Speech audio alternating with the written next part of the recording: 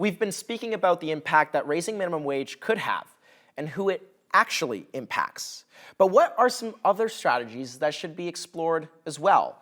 Now, one thing that I do want to bring up that the government has talked about is a universal basic income.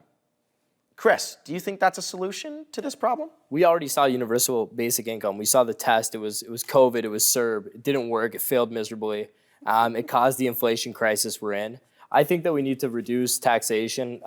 We could reduce sales tax. There's a variety of other taxation that could be reduced to increase affordability, increase someone's real income, regardless of what they're making.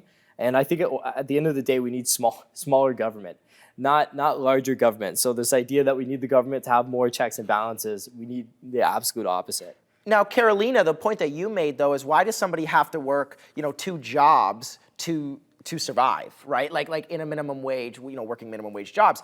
Chris, it sounds like you're maybe saying a little bit of, we just got to work hard and those who work hard will be all right. But is there a right to say that everybody deserves? No, what I'm saying is a lot of things that came up on there were what? Food, shelter. In Ontario, we're paying an extra 13% on all of those things.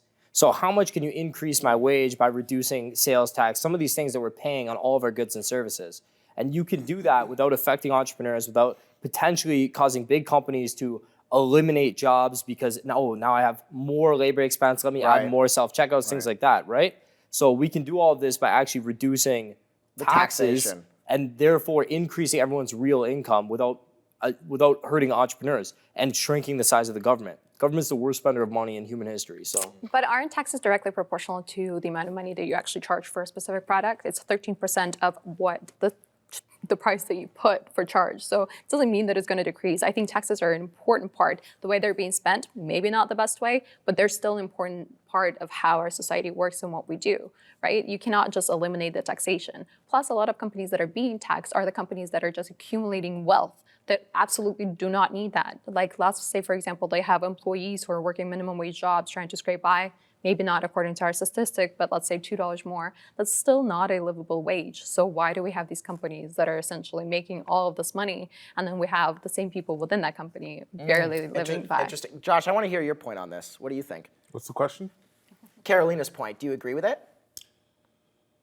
To an extent, yes. I think there is validity to what both of them are saying, right? Like, I think there is the idea that taxes are good. Yes, there is good that comes from taxes, and a lot of those bigger companies, they are the ones that do pay the most.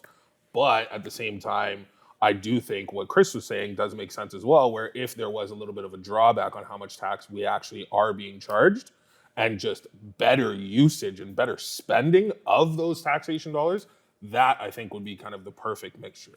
Tax is one issue that we can explore, but another one could be higher skilled labor. So actually training people in, plumbing or mechanics or electricians, or we see a shortage of that. I mean, we're seeing that pick up a little bit more. Chris, do you think that training higher skilled labor is a potential solution to this? To a certain extent, but at the same time, like, a market will always correct itself for these things. It's the same thing. We saw a real estate boom. Josh knows we saw a real estate boom the past few years. Everyone went into real estate. A market will correct itself. If there's a need for more auto mechanics, plumbers, electricians, the market will correct itself. I don't think there needs to be government incentives. People are very smart at going where the money is. Right. Carolina, last question for you. If this is an inflation issue, what can we do to rein it in real quick?